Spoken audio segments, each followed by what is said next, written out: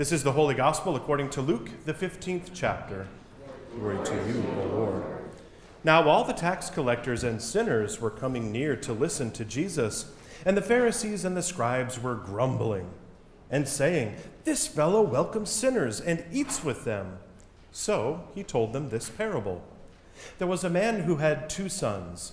The younger of them said to his father, "Father, give me the share of the property that will belong to me." So he divided his property between them.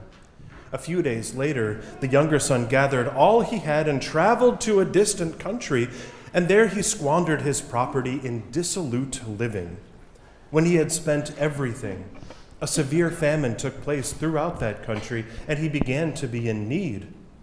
So he went and hired himself out to one of the citizens of that country, who sent him into his field to feed the pigs. He would gladly have filled himself with the pods that the pigs were eating, and no one gave him anything. But when he came to himself, he said, "How many of my father's hired hands have bread enough to spare, but here I am, dying of hunger."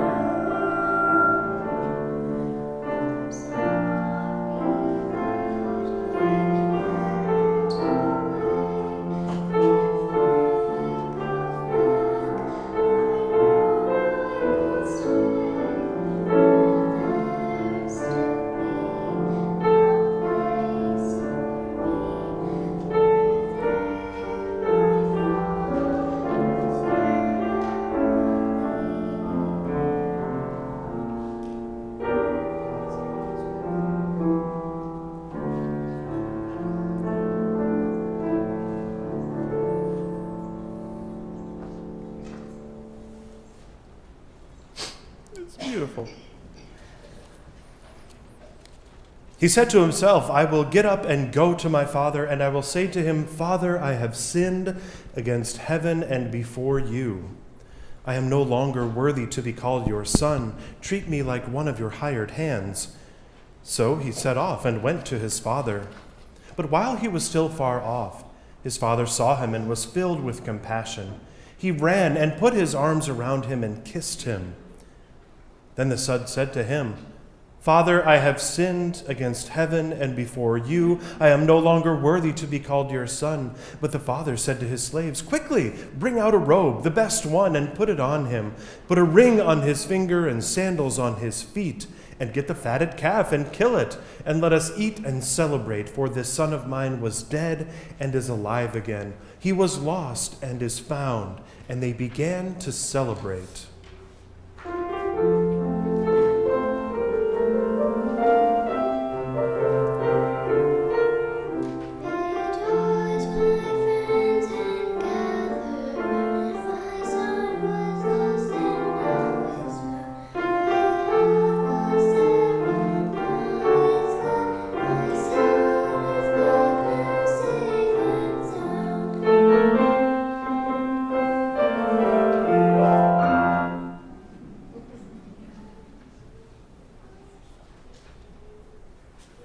Now his elder son was in the field, and when he came and approached the house, he heard music and dancing. He called one of the slaves and asked what was going on. He replied, "Your brother has come, and your father has killed the fatted calf because he has got him back safe and sound." Then he became angry and refused to go in.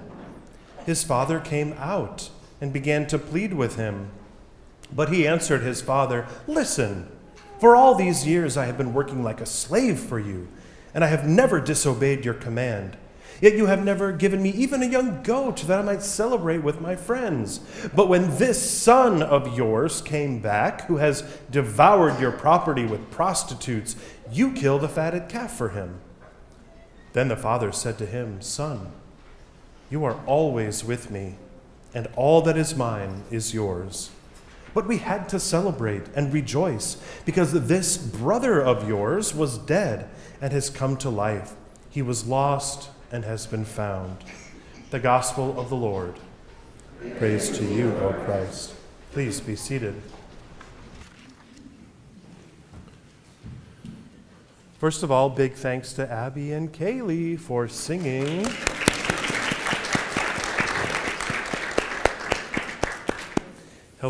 Helping us to feel all the feels. Thank you so much. Friends, grace and peace to you from God the Creator and the Lord Jesus Christ. Amen. Yep, the prodigal son. And it is helpful to just kind of intersperse some music there so that we really get the sense of the sad, sad son and the happy, happy father. Prodigal is an interesting word. It's very unique. It's very specific.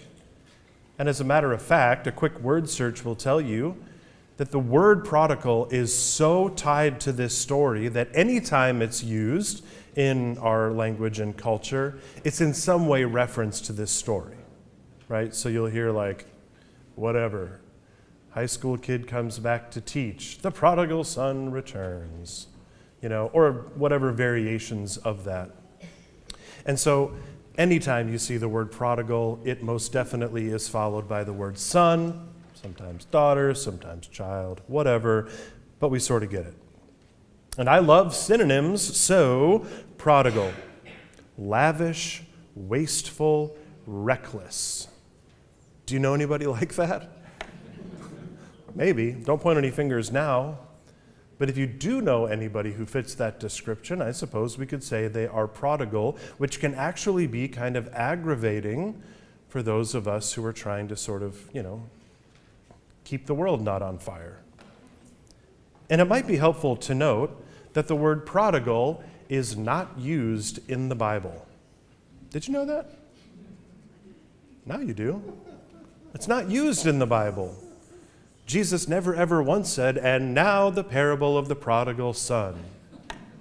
And the word doesn't actually appear in the story at all. For that, we can thank St. Jerome, who added the title above this story and said, this must be the parable of the prodigal son. And so he put that Latin word in there, prodigal. But it's not in the text. It's just not there. And yet somehow we've all heard it, we've seen it, we've used it, sometimes greatly, sometimes not so great. Oh, Jerome, you 4th century dude, you. But if we really pay attention and gather the pool of knowledge that we've created together about the parables of Jesus, and remember that his stories are always about God first, and then you, or life, or whatever, a distant second, then we might have to admit that a better title for this story may well be The Prodigal Father. Stick with me. Much more than helping you decide which son you are, which is typically the exercise that we fall into when we hear and talk about this story, Jesus describes God who just sort of throws grace around. And when met with one kind of disappointment or another, one kind of brokenness or another, God just gives it all the more freely. And we hear the frustration that stems from that. We don't always want to typecast parables. There's not an easy solution to them all. But in this one, God is Father. And Jesus often refers to God as Father, even when he's not telling a parable. But God the Father here is ridiculous and aggravatingly patient and kind and offers an unconditional love that welcomes all, but leaves some feeling put out. It's an unconditional love that can heal any brokenness by the end of the story. There's a small cast in this story, and they are all wounded to the point of leaving scars. They might be emotional scars or relational scars, but probably physical scars too. And like Jesus, we live in a culture that says very boldly, very aggressively, and loudly that brokenness is weakness. woundedness is weakness. It is a flaw. It is wasted and gone. It's something to be hidden, stashed away. And I wonder how many folks grew up in families of origin where that was the prevailing model for any problem that existed within the family structure. Don't talk about it. Keep it pushed away. You certainly don't mention anything in public, because we cannot present as broken, because that is weakness. But I wonder, have we ever considered that although maybe we've grown up thinking that our scars are embarrassing and that we should keep them covered up, both physically and metaphorically, that this story might tell us something different? Have we ever considered that this is a story about a prodigal God who uses brokenness, woundedness, and scars as part of the plan to heal the world? The whole thing begins with brokenness. There's Jesus eating with tax collectors and sinners. I don't know who gets to make the choice about who's a sinner and who's not. There's quotations around it. Tax collectors and sinners, not the type of folks that a minister ought to be eating with. Jesus is welcoming them. And apparently, in the world that Jesus lived in, it was extremely important who you welcomed to table fellowship and who you ate with. It kind of reminds me of the cafeteria where I went to high school. You had like this section over here and that. And if you were a new student, if you were lucky, there was somebody that would explain it to you before a horrible social faux pas, right? Oh, no, you don't go sit over there. Those are those indoor kids or whatever. And so the Pharisees and scribes start grumbling. What a great word, grumbling. I would guess that they're not the only ones who grumble from time to time. There's a lot of grumblers. I'm one of them sometimes. These folks are so caught up in the social contracts and systems that say what's okay and what's not okay, and has a clear distinction between that, who's okay and who's not okay, especially about these traditions like who you welcome and eat with, that they take great offense. That here's this Jesus who claims to speak for God and doesn't seem to care about those categories. How dare he? We've been working really hard to get up to the cool kids table. So then Jesus tells them three parables. Three parables. Notice that we skipped some verses in our reading today, actually. There's the first part, and then we skipped some, and then there's the prodigal father. Well, those two things that we skipped are two other parables. They are the lost sheep. Jesus says, which one of you having 99 sheep doesn't just leave them and go find the other one? To which the answer is, none of us would. So the extravagant, the reckless, the aggravating sometimes grace of God shows forth first. Then it's a story about a lost coin. And only third does he then tell them this story about a man with two sons. They all three share the same connection. God is going out of the way to find the lost things and to celebrate their recovery.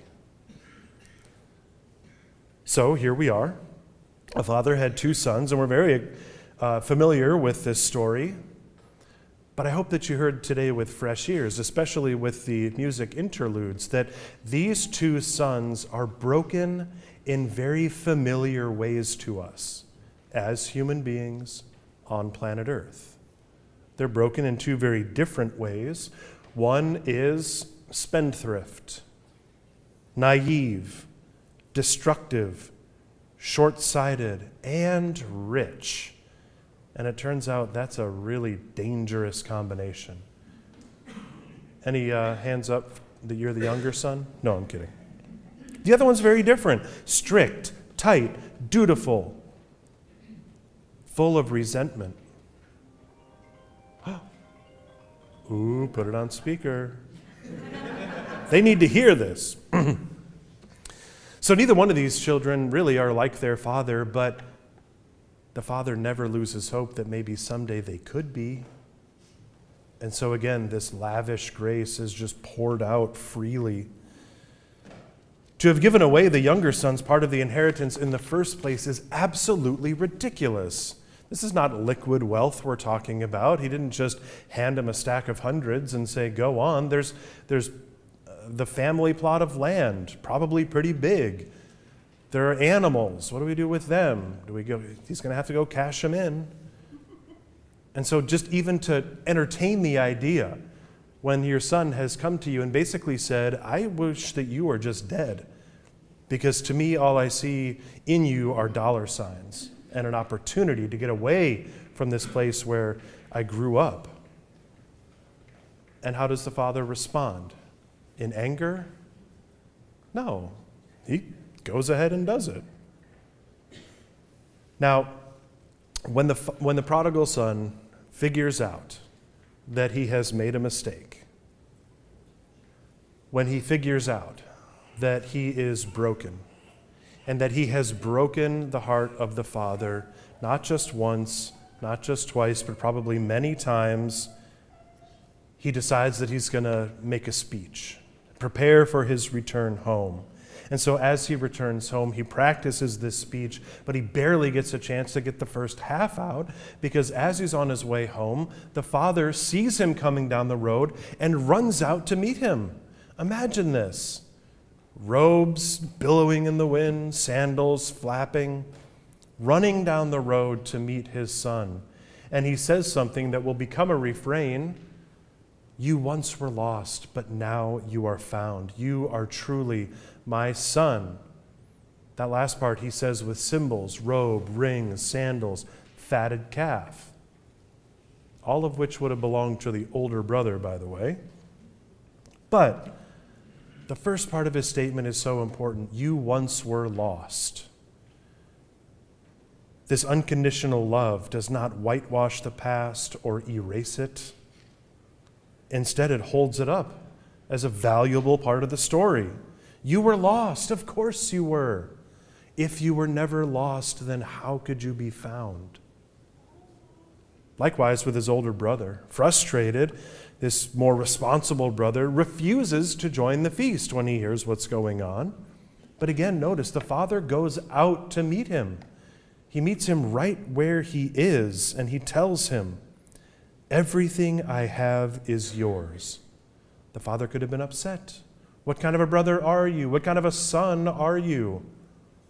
But instead, everything I have is yours. And he even explains, we had to celebrate. Your brother was dead, and he's come back to life. He was lost, and now he's found. He meets this older, dutiful brother right where he is. He acknowledges and even honors his brokenness and his anger and his resentment. And then he invites him to be a part of the party. But he's also inviting that brokenness to be a part of the story. The brokenness is an important part of the reconciliation. Otherwise, reconciliation doesn't make any sense. This is who God is.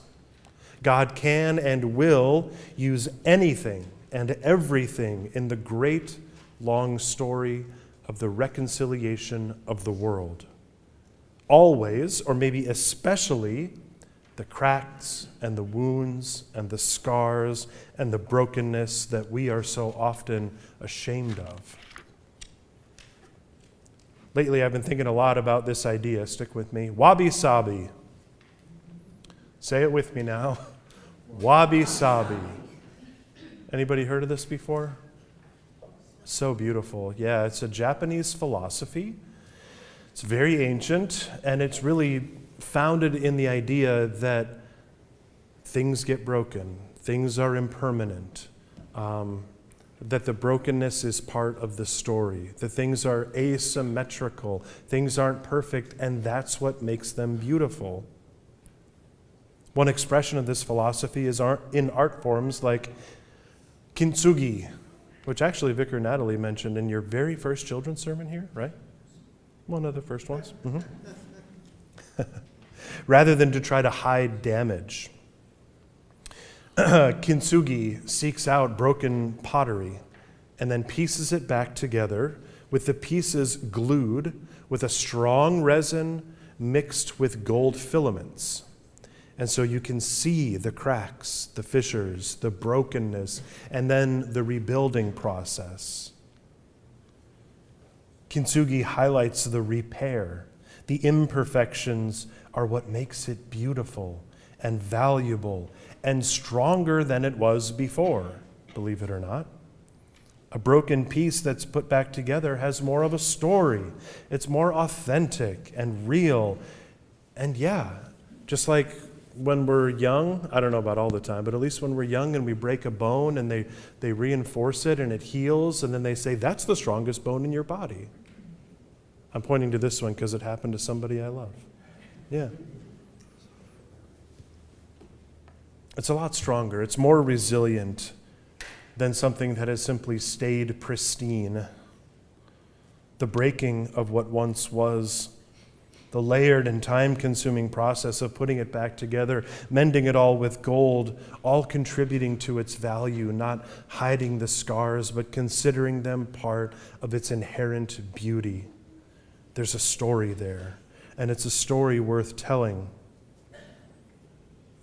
This is who we are. Broken, yes. Each of us in our own way along the way, but pieced back together by a God who meets us exactly where we are and teaches us again and again through Jesus not to be embarrassed of our scars, but to remember that they are part of our story. And anything that led us up into this moment is useful to God, as we are called to be not just disciples of Jesus, but proclaimers of the world. We wear scars. Some of them are on the outside, some are on the inside. They are a testament to the truth that we survived with God's help. And so when we experience woundedness and brokenness along the road in our lives, we must remember that when the risen Christ blessed his disciples, he did that with wounded hands, scars on his hands that reminded them of the journey. It was part of the healing process. Our scars are of sacred value to God. No one has had a perfect road here. If you did, and if you have, what are you doing here? You're good. No, there are difficult things along the way, but God uses everything. The scars are beautiful. The grace is amazing, and we're always a work in progress. And there's God, always willing with open arms to be right there.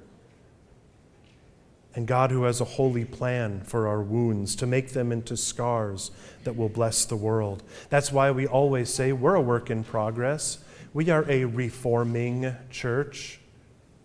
We are a reconciling church. The process is the beautiful part. What we see as cracks and scars in ourselves and others are the unique pattern by which we and everyone else have grown into who God has made us today.